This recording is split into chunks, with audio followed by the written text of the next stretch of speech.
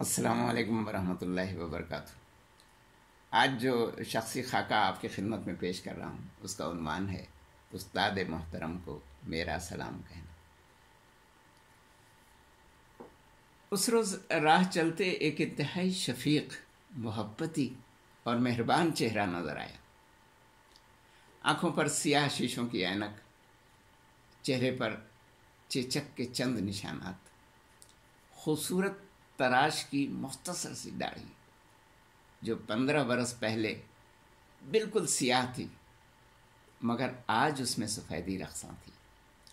وہی پتلون اور بشرٹ والا مخصوص پہناوا، وہی نپے تلے قدم، سامنے سے آئے اور بڑے وقار سے بغیر دیکھے گزرتے چلے گئے۔ ان کی رفتار سے لپٹی رہیں آنکھیں اپنی، انہوں نے تو مڑ کر بھی نہ دیکھا۔ ہم لیے رہ گئے سلام اپنا۔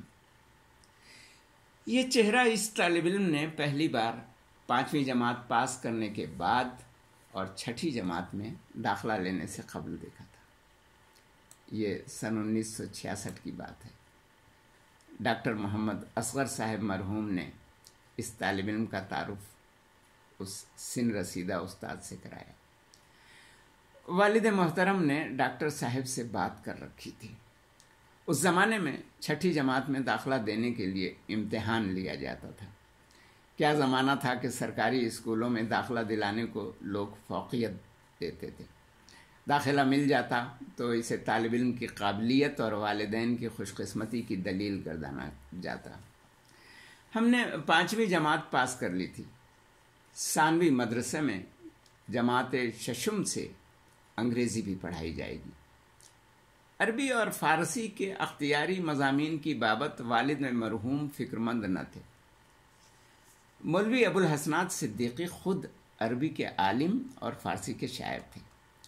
اردو نظم و نثر پر حیرت انگیز قدرت رکھتے تھے۔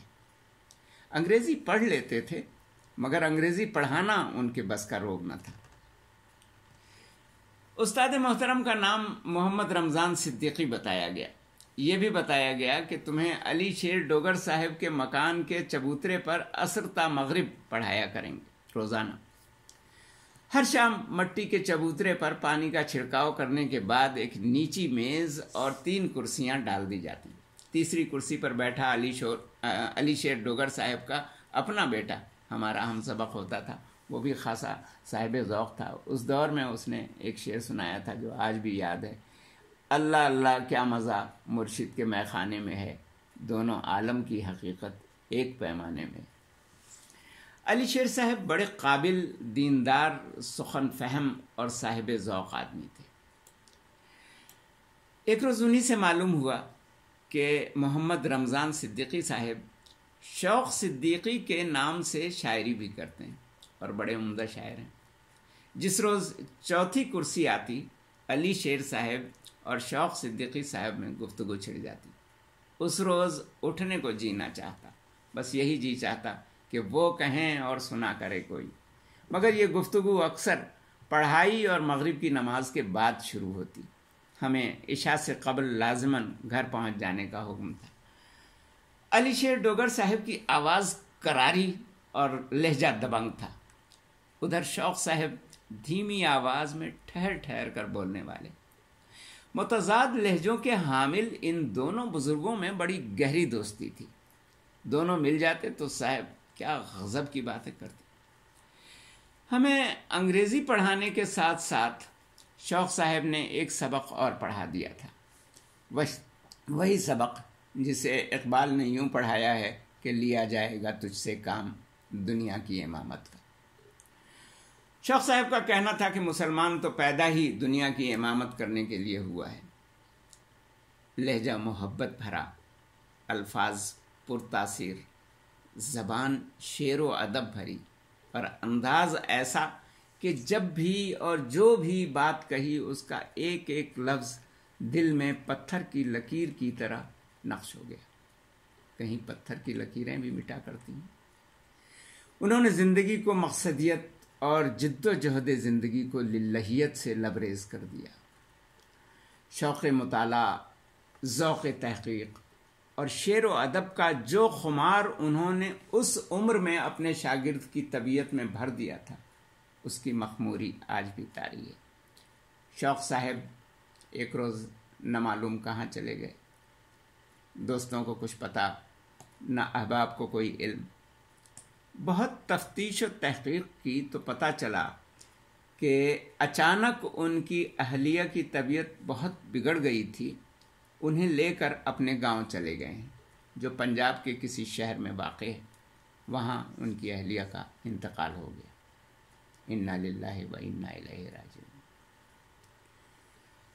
تب ہمیں معلوم ہوا کہ شوق صاحب خود کشور پنجاب کے رہنے والے ہیں، وہی کشور پنجاب جس کے متعلق شوق صاحب نے بتایا تھا کہ اس سے اقبال کو سخت گلہ ہے، اور اقبال کو اس بات کا صدمہ بھی ہے کہ ہیں اہل نظر کشور پنجاب سے بیزار۔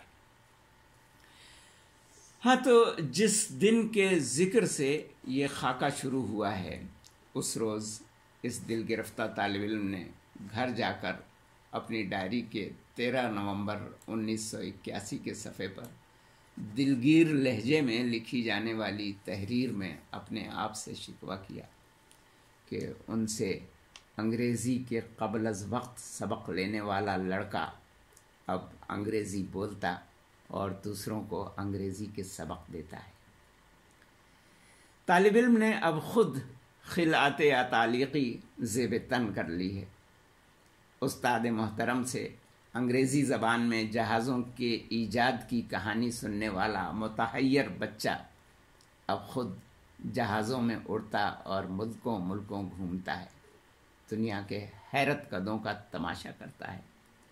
مگر اب جب برسوں بعد شوق صاحب نظر آئے تو اپنے شاگرد کی طرف دیکھے بغیر ہی بڑی بے نیازی کے ساتھ پہلو سے گزرتے چلے گئے۔ حیف صد حیف کہ ہیبت زدہ شاگرد کی ہمت نہ پڑی کہ ان کے قدم روک سکے اور ان کے قدم چوم سکے۔ شاید بلکہ یقیناً وہ اپنے اس شاگرد کو پہچان نہ سکے جس کے چہرے پر اب امتداد زمانہ کے نشانات ثبت ہو چکے ہیں، بیریش رخسار بھر گئے ہیں، چہرے سے معصومیت، تحیر اور تجسس ختم ہو چکا ہے۔ فرما بردار شاگرد اکھڑ بیوروکریٹ بن گیا ہے، سو اس فلک پرواز مسافر کے قدم وہیں زمین میں گڑ گئے۔ فرط حیرت سے بت بنا کھڑا انہیں دیر تک اور دور تک جاتے دیکھتا رہا۔ جس چھوٹے بچے کے دل میں شوق صاحب نے برسوں پہلے شوق سفر کی آگ بھڑکائی تھی، وہ بقول مختار مسعود خوش نصیب اور سفر نصیب نکلا۔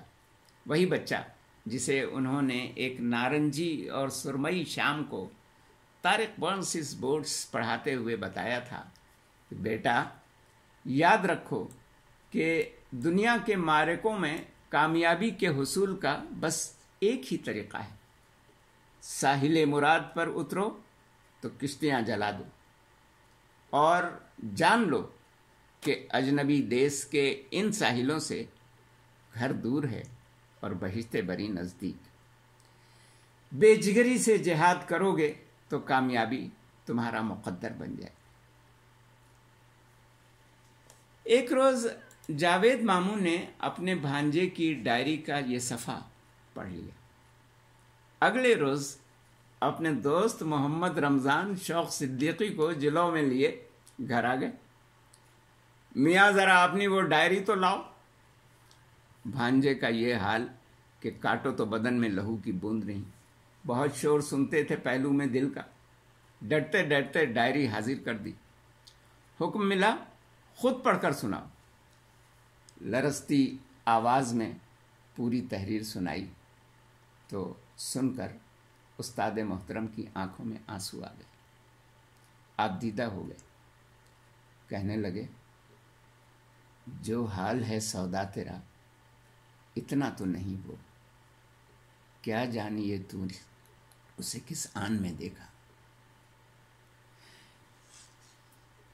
یہ محض ایک استاد کا ذکر ہے، اب آپ اسے حسن اتفاق کہیں یا خوش نصیبی کہ ان کے پڑھانے کے بعد छठी जमात में बड़ी कामयाबी के साथ दाखिला मिल गया।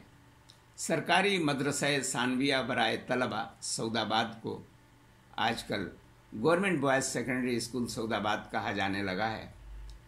अब उसकी खूबसूरत इमारत ही नहीं, तालीमी हालत भी खस्ता हो चुकी है। मदरसा सानविया में हमें मुतअद्दिद असातिज़ा ऐसे मिले जिनकी बाबत जी चाहता है कि फ़र्दन फ़र्दन सबकी कहानी सुनाई जाए।